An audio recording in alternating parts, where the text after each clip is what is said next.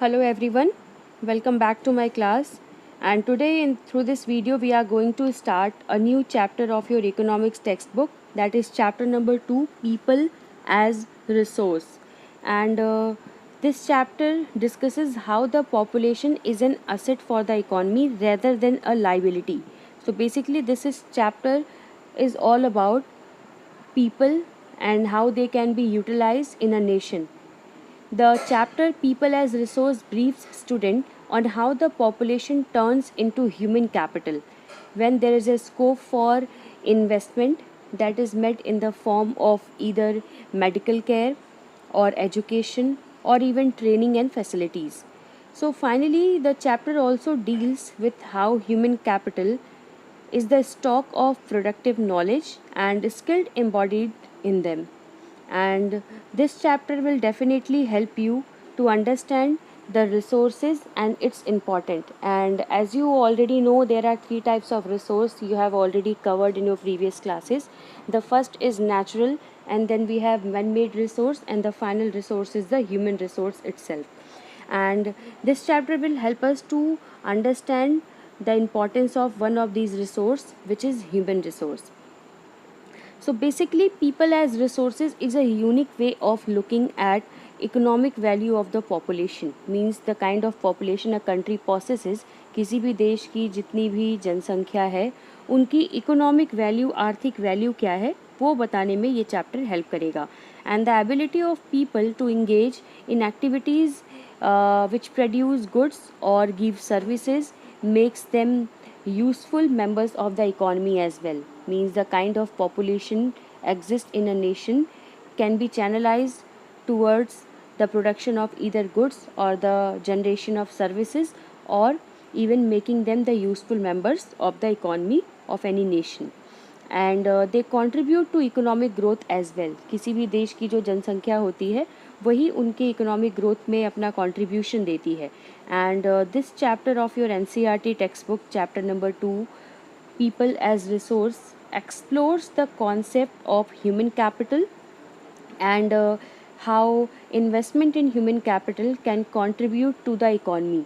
Means what is the importance of human capital, how it can be formed, and along with that what are the various investments that can be performed or that can be done on these human beings or human capital to convert them into a useful resource.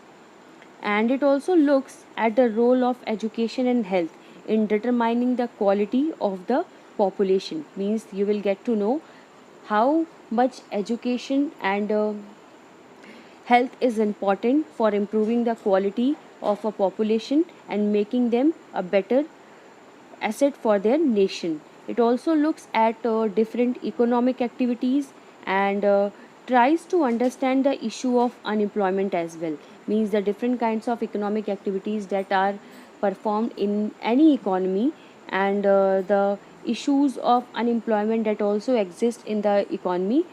This chapter will help you to understand those points as well.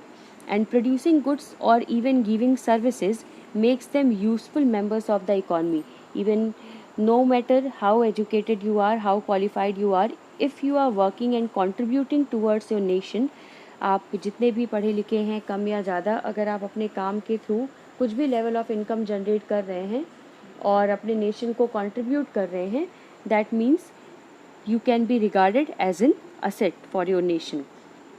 And this chapter explores the concept of human capital and how investment in human capital can contribute to the economy, and looks at the role of education and health in determining the quality of the population. It also looks at different economic activities and tries to understand the issue of unemployment.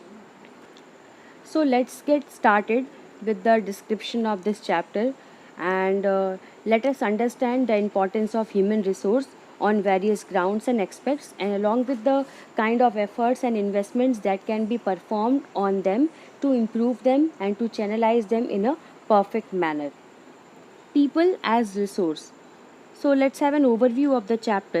The chapter People as Resource is an effort to explain population as an asset for the economy rather than a liability. I have already told you, asset and liability. So these are two new concepts that you might have heard right now. Means asset means something that can be utilized, that can be channelized for the purpose of producing much more thing. Asset को हिंदी में पूंजी कहा जाता है. And on the contrary अगर हम liability शब्द की बात करें तो इसका मतलब होता है, इसका अर्थ होता है किसी पर किसी चीज़ का बोझ या कर्ज होना. तो हमेशा से जो इंक्रीजिंग पॉपुलेशन रही है इसको as a liability, as a बोझ माना गया है उनके नेशंस पर. तो ये चैप्टर इसी के ऊपर है कि ये बताएगा कि how the population can be converted और directed towards making them as an asset. किस तरह से किसी भी देश की आबादी को एसेट में कन्वर्ट किया जा सकता है instead of accepting them and thinking them as a liability, उनको लाइबिलिटी समझने के बजाय. Population becomes human capital when there is investment made in the form of education, training and medical care. Again, told you earlier, so you need to highlight this point as well. Whenever somebody asks you, अगर आपसे कोई पूछे कि किसी भी जनसंख्या को, किसी भी देश की जो पॉपुलेशन है उसको ह्यूमन कैपिटल का अर्थ होता है मानव पूंजी. पूंजी अगेन जिसको आप यूटिलाइज करते हैं, चैनलाइज करते हैं, मल्टीप्लाई करते हैं through investment, through saving and through various other modes. तो ह्यूमन कैपिटल जो मानव पूंजी है इसको एक्चुअल में ह्यूमन बीइंग से ह्यूमन कैपिटल में कैसे कन्वर्ट किया जाता है. सो कुछ इन्वेस्टमेंट्स होते हैं, उस इन्वेस्टमेंट्स के थ्रू आप इन एसेट्स को कैपिटल में कन्वर्ट कर सकते हैं, इस रिसोर्स को कैपिटल में कन्वर्ट कर सकते हैं. And these investments are in the form of either education, training and medical care. उनको अच्छी शिक्षा देकर, उनको अच्छी ट्रेनिंग और स्किल्स प्रोवाइड करके और better health care facilities in terms of medical care provide करके किसी भी पॉपुलेशन को एक ह्यूमन कैपिटल में कन्वर्ट किया जा सकता है. And that human capital would be the asset for that particular country. वो जो मानव पूंजी होगी वो उस पर्टिकुलर देश के लिए धरोहर उनकी एसेट होगी और उस एसेट को अलग अलग वे में चैनलाइज किया जा सकेगा, प्रोडक्टिव पर्पसेस के लिए इन्वेस्ट किया जा सकेगा. सो people as resource is a way of referring to a country's working people in terms of their existing productive skills and abilities. People as resource, ये जो शब्द है इसका मतलब है it is a way of referring to a country's working people. किसी भी देश में काम कर रहे जो लोग हैं, किसी भी देश की जो वर्किंग पॉपुलेशन है उनको रेफ़र करने का तरीका है पीपल एज रिसोर्स. यानी कोई भी राष्ट्र, कोई भी देश है जहाँ पर जो वर्किंग पीपल हैं जो अपनी स्किल्स और एबिलिटीज़ के मदद से कुछ ना कुछ प्रोड्यूस कर रहे हैं, किसी न किसी चीज़ों का उत्पादन कर रहे हैं, चाहे वो सामान हो या फिर सुविधाएं हो या इवन नो हाउ यानी कि जो जानकारियाँ या नॉलेज होती हैं. तो किसी भी तरह का अगर उनके द्वारा प्रोडक्शन हो रहा है bye the use of their skills and abilities, तो वो जो लोग हैं उन्हीं को रिसोर्स कहा गया. इट मीन्स कि people as resource is a way of referring to a country's working people. किसी भी देश के जो वर्किंग पीपल हैं उनको रेफ़र करने का एक तरीका, एक मेथड हो गया. Looking at the population from this productive aspect emphasises its ability to contribute to the creation of gross national product. किसी भी देश में कुल सालाना जो प्रोडक्शन होता है सामान का, that is what we call gross national product. और उस प्रोडक्ट के प्रोडक्शन में जो योगदान होता है इन्हीं लोगों के द्वारा किया जाता है. जितनी ज़्यादा पॉपुलेशन है अगर वो उतनी ही ज़्यादा पढ़ी लिखी भी होगी, उतनी ही ज़्यादा स्वस्थ होगी, अपने स्किल्स और एबिलिटीज़ को प्रॉपर वे में चैनलाइज कर रही होगी, तो वो उस देश के ग्रॉस नेशनल प्रोडक्ट को इंक्रीज़ करने में बहुत ज़्यादा कंट्रीब्यूशन देंगे. Like other resources, population also is a resource, a human resource. आपको पता है ह्यूमन बींग्स भी एक रिसोर्स हैं. Who is the creator as well as the user of all the resource. जो भी नेचुरल रिसोर्स एग्जिस्ट करती हैं उनको यूज़ ह्यूमन बींग्स ही करते हैं. जो भी मैन मेड रिसोर्स है उसको बनाने का काम भी ह्यूमन बींग्स का ही है. तो इनके रिगार्ड्स पर ये कहा जा सकता है कि ह्यूमन बींग्स जो हैं they are the resource creator, they are the resource utilizer as well. ये रिसोर्स को क्रिएट करने वाले भी हैं, उनको यूटिलाइज़ करने वाले भी हैं and at the same time उनको प्रॉपर वे में चैनलाइज करने वाले भी ह्यूमन बीइंग्स ही हैं. इसलिए इनको भी एज अ रिसोर्स माना गया जो कि बाकी सारे रिसोर्सेज से ऊपर है. This is the positive side of a large population that is often overlooked when we look only at the negative side.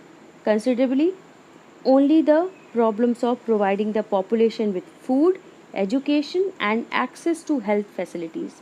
So basically, you all know it well that everything's either an idea or invention or innovation or a thought, everything has two sides. The first one is positive and the second would be negative. So every aspect of life has two sides, positive and negative. In the same way, the concept or the issue of increasing population too has two sides. इसके भी दो पहलू हैं, दो sides हैं. एक positive होगा, एक नेगेटिव होगा. बट अगर हम बात करें नेगेटिव की, तो ये जो नेगेटिविटी है, it has been in existent for a longer period of time. Means people for a longer period of time, even the governing body of the country for a longer period of time considered their population as the burden, as the liability. बहुत लंबे वक्त तक इस बढ़ती हुई जनसंख्या को liability, कर्ज या फिर बोझ समझा गया है. इसके नेगेटिव साइड को ही हमेशा फोकस में किया गया कि किस तरीके से इंक्रीजिंग पॉपुलेशन किसी देश पर बोझ बढ़ा देती है, उन पर कर्ज बढ़ा देती है, बर्डन बन जाती है. क्योंकि जितनी ज़्यादा इंक्रीजिंग पॉपुलेशन होगी उतनी फूड की रिक्वायरमेंट होगी, उतनी एजुकेशन की रिक्वायरमेंट होगी और उतनी ही हेल्थ केयर की रिक्वायरमेंट होगी. And the more number of requirement will result in the increase of expenditure that every country won't be able to bear, they won't be able to suffer, and that will ultimately increase the expenses of that nation. हर देश इतने खर्चे को नहीं उठा पाएगा और ये ultimately उनके ऊपर बर्डन बढ़ा देगा, लाइबिलिटी बढ़ा देगा, कर्ज को इन्हेंस कर देगा. इसलिए हमेशा से बहुत पुराना कॉन्सेप्ट कहा जा सकता है, एक प्रिजुडाइज था, एक ऑर्थोडॉक्स थिंकिंग भी कह सकते हैं कि लंबे वक्त तक बढ़ती हुई जनसंख्या को एक समस्या लेकर समझा गया, इसको एक बर्डन माना गया कि इस प्रॉब्लम में ज़्यादातर यही होता है कि देश लाइबिलिटी में दब जाता है. लेकिन धीरे धीरे कॉन्सेप्ट चेंज होता चला गया. बहुत से व्यूज़ आए इसके सपोर्ट में कि इंक्रीजिंग पॉपुलेशन को हम लाइबिलिटी कंसिडर करने के बजाय अगर इसको सही तरीके से चैनलाइज करें तो ये एक असेट में भी कन्वर्ट हो सकती है.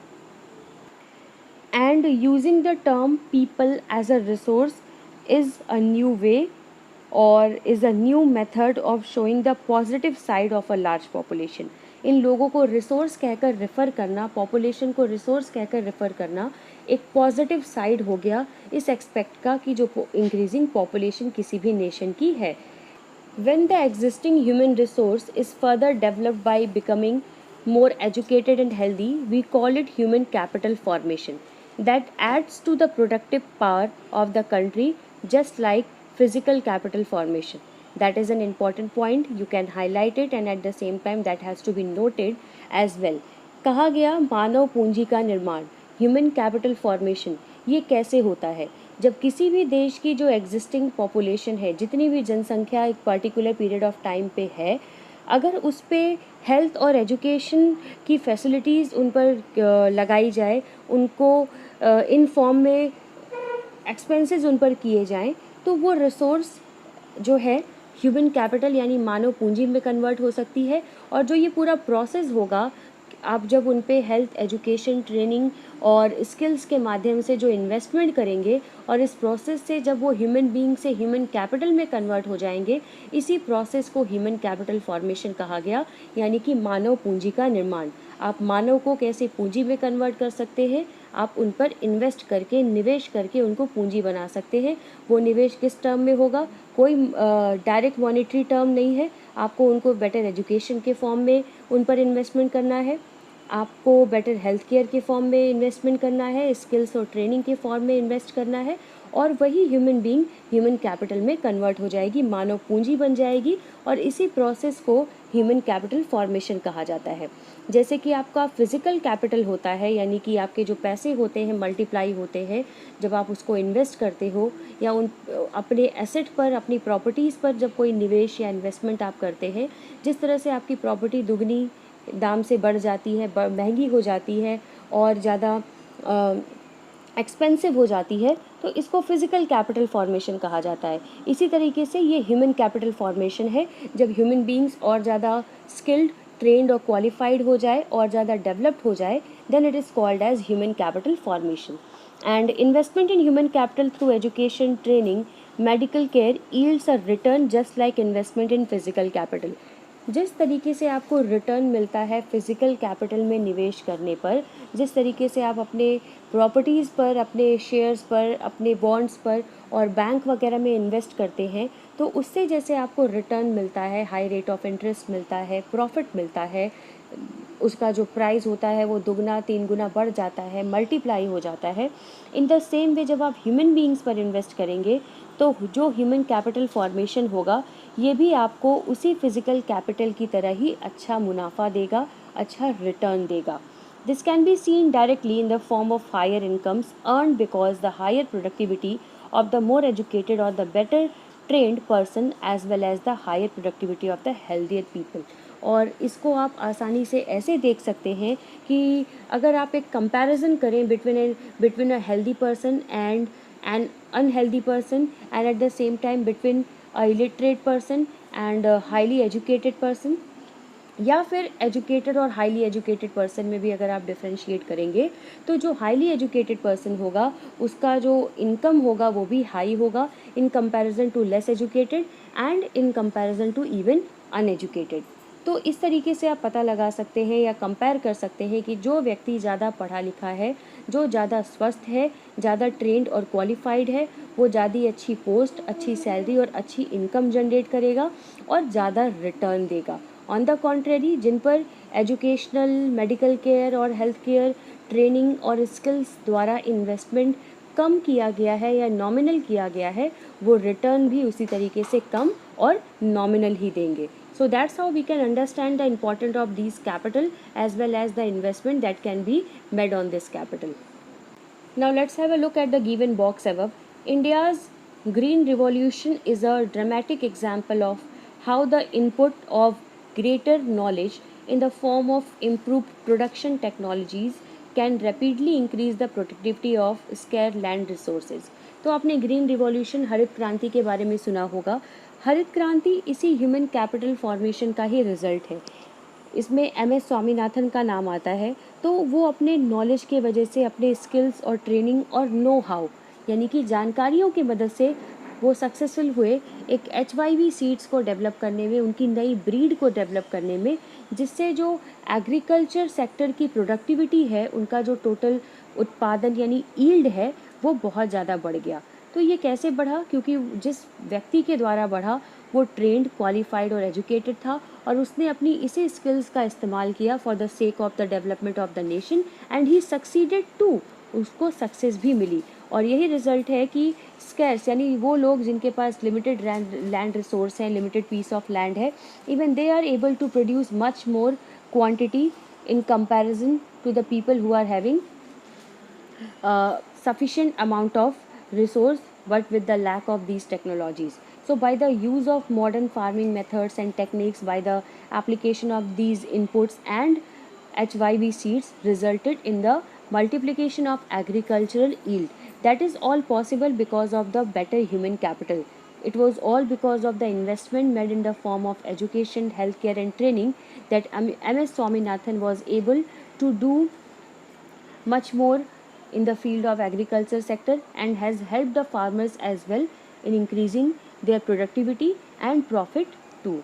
Along with that, अगर आप IT सेक्टर की बात करें तो इंडिया का जो IT सेक्टर है that is in a huge demand all over the world. So ये जो IT सेक्टर है जिसमें अच्छे सॉफ्टवेयर डेवलपर्स हैं, इंजीनियर्स हैं, ये किसका रिजल्ट है? All these are the result of investment made in the form of healthcare, education, training and development. तो इस तरीके से आप ह्यूमन कैपिटल का फॉर्मेशन कर सकते हैं. ह्यूमन कैपिटल के फॉर्मेशन से एक नेशन को एक ह्यूज स्किल्ड, ट्रेंड और क्वालिफाइड वर्कफोर्स प्रोवाइड होगी and that workforce will help the nation in the process of development, in the process of advancement and at the same time to maintain the sovereignty of any nation. Now if you have a look at these pictures, it is written a kind of conversation between two people, a boy and a girl. What is human resource? The girl is asking. It is the land or labor. वो पूछ रही है कि human resource क्या है, land है या labor है. And the boy is replying that it is more than that. ये उससे भी बढ़कर है. And then again she asked, what is human capital? It is rupee, पैसे और डॉलर। और मानव पूंजी क्या है? रुपया है, पैसा है या डॉलर है? And again the boy replied, it is more than that. So every time he is comparing the human resource with more than everything, means it is more than land, it is more than labor, it is more than even rupee, paise and dollar. Then that's how you can understand the importance of human resource and human capital, how much it is important for the sake of the development of any nation. It is far much better than rupee, dollar and even that land and labor. So it is the ultimate resource we have or any country have. Now look at these pictures. As you can see, this picture consists of a doctor, teacher, engineer and a tailor. Are an asset to the economy or not? You have to reply. क्या ये जो pictures में आप देख रहे हैं, जिसमें एक डॉक्टर दिखाई दे रहे हैं, एक टीचर, एक इंजीनियर और एक टेलर हैं, क्या ये अपने नेशन के लिए असेट हैं या नहीं?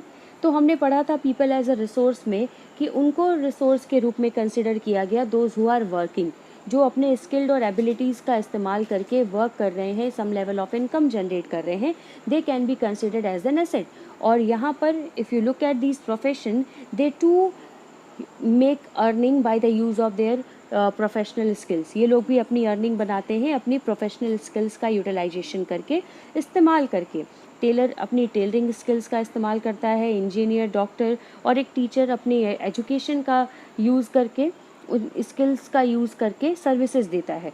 सो no doubt they are an asset because they are performing various activities by the help of the kind of education they had in their earlier days of childhood, and they are generating some level of income too. That's why definitely they are an asset to their nation.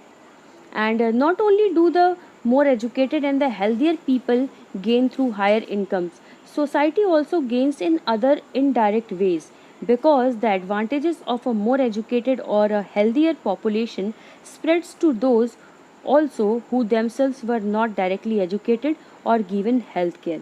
So you have to understand this point quite clearly, that it is saying, कह रहा है ये कि not only do the more educated and the healthier people can gain through higher incomes, सिर्फ बहुत ज़्यादा पढ़े लिखे और बहुत ज़्यादा स्वस्थ लोगों को ही हायर इनकम से फ़ायदा नहीं होता. Society also gains in other indirect ways. जो समाज है उसको और भी बहुत अप्रत्यक्ष तरीक़ों से फ़ायदा होता है. जैसे कि किस तरीके से? It is because the advantage of a more educated or a healthier population spreads to those also who themselves were not directly educated or given health care. मतलब ये है कि अगर आप पढ़े लिखे हैं, स्वस्थ हैं, ट्रेंड हैं, क्वालिफाइड हैं, तो उसका बेनिफिट आपको खुद मिलेगा आपके द्वारा जनरेट की गई इनकम के तौर पर. लेकिन उसका बेनिफिट सिर्फ एक पर्टिकुलर पर्सन तक ही लिमिटेड नहीं रहता. उसका बेनिफिट, उसकी जो स्किल है, ट्रेनिंग है, वो और लोगों तक भी जाती है इनडायरेक्ट वे में, no matter even if the people are not qualified और नॉट हेल्दी. जब एक डॉक्टर है वो पढ़ लिख कर कोई व्यक्ति डॉक्टर बना होगा, तो नो डाउट जब वो अर्न कर रहा है तो उस अर्निंग से उसको बेनिफिट हो रहा है, उसको अच्छा रिटर्न मिल रहा है. But at the same time he is providing services to other people as well, even those people are not educated or healthy or trained and qualified, but they are benefited because of that doctor, क्योंकि वो doctor एक human capital का formation करता है by the process of using his skill, training and educational services. तो हम ये कह सकते हैं कि अगर कोई व्यक्ति डायरेक्ट तौर पर, प्रत्यक्ष तौर पर पढ़ा लिखा या बहुत ज़्यादा स्वस्थ ना भी हो, तो भी कोई दूसरा व्यक्ति जो बहुत ज़्यादा पढ़ा लिखा, स्वस्थ है, ट्रेंड और क्वालिफाइड है, तो उसके द्वारा भी इन अनएजुकेटेड, लेस एजुकेटेड या अनहेल्दी पर्सनस को भी बेनिफिट मिलता है, क्योंकि वो जो सर्विसेज देते हैं, वो जो स्किल और नॉलेज को शेयर करते हैं, उनसे बाकी लोगों को बेनिफिट प्रोवाइड हो जाता है. And in fact human capital is in one way superior to other resources like land and physical capital, because human resource can make use of land and capital. Land and capital cannot become useful on its own. तो एक और बात जिस पर हम ये कह सकते हैं कि ह्यूमन बीइंग्स या ह्यूमन रिसोर्स सबसे इम्पॉर्टेंट रिसोर्स हैं, वो ये है क्योंकि ह्यूमन रिसोर्स ही इन बाकी सारे रिसोर्सेज का यूटिलाइजेशन करते हैं, चैनलाइजेशन करते हैं, टेक्नोलॉजिकल तौर पर इनका एडवांसमेंट करते हैं, मॉडिफिकेशन करते हैं. And no doubt even the land and building and capital they are two resources. ये भी रिसोर्स हैं, but they can not use themselves, वो खुद से इस्तेमाल नहीं कर सकते, उनका इस्तेमाल करने के लिए ह्यूमन बींग्स का होना ज़रूरी है। ह्यूमन बींग्स खुद को इम्प्रूव कर सकते हैं, खुद से खुद का बेटर चैनलाइजेशन कर सकते हैं, बेटर यूटिलाइजेशन कर सकते हैं। बट लैंड जो आपकी है, जो आपके घर पर कैपिटल रखा हुआ है, जो आपके पास पैसे या पूंजी है, वो खुद चलकर नहीं जाएंगे अपना इस्तेमाल करवाने के लिए या खुद का बेटर यूटिलाइजेशन करने के लिए। एंड फॉर दैट पर्पज़ आपको ह्यूमन कैपिटल की, ह्यूमन बींग्स की ज़रूरत पड़ती है। तो इसलिए भी कहा जा सकता है कि जो सबसे इम्पॉर्टेंट रिसोर्स है वो ह्यूमन रिसोर्स है, ना कि लैंड है, ना ही कोई कैपिटल यानी कि पूंजी है। It is human beings itself. For many decades in India, large population has been considered as liability rather than an asset, and this is older concept. ये अब चेंज हो चुका है काफ़ी हद तक। बहुत सालों तक हमारे देश में बढ़ती हुई जनसंख्या को बोझ या बर्डन माना गया देश पर, कि इतनी आबादी को खिलाया कहाँ से जाएगा, रहने के लिए लैंड कहाँ से आएगी, किस तरीके से सेटलमेंट दिया जाएगा इनको, एंड सो मच थिंग। और इसलिए हमेशा से बढ़ती हुई जनसंख्या देश पर बोझ या देश पर कर्ज के रूप में देखी जाती थी। But a large economy it can be turned into productive asset. लेकिन एक बड़ी इकॉनमी की बात की जाए तो इनको प्रोडक्टिव एसेट में कन्वर्ट किया जा सकता है। भारत जैसा देश जिसकी अर्थव्यवस्था इतनी बड़ी है, इस बड़ी इकॉनमी में इतनी बड़ी जनसंख्या को सही तरीके से इन्वेस्टमेंट के थ्रू चैनलाइज किया जा सकता है, मॉडिफाई किया जा सकता है, और इसी प्रॉब्लम ऑफ लाइबिलिटी को असेट यानी as a boon, as a जिसको हम वरदान कहते हैं, उस तरीके से कन्वर्ट किया जा सकता है। For example, by spending resources on education and for health for all, training for all in terms of industrial and agricultural training, we can convert a simply human being into a human capital and a better workforce.